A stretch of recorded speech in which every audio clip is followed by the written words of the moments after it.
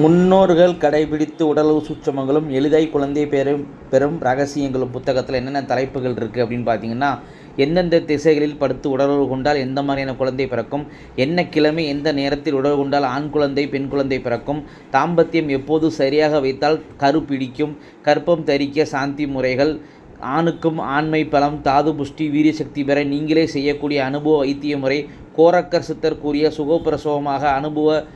வரி ஒரு ஒற்றை வரி மந்திரம், தாம்பத்திய உடலுறவு கொள்ள வேண்டிய திதிகள் கொள்ளக்கூடாத திதிகள், விந்து ஸ்தம்பித்து நீண்ட நேரம் உடலுறவு கொண்ட பூர்ண தாம்பத்திய சுகம் அனுபவிக்கும் முறை,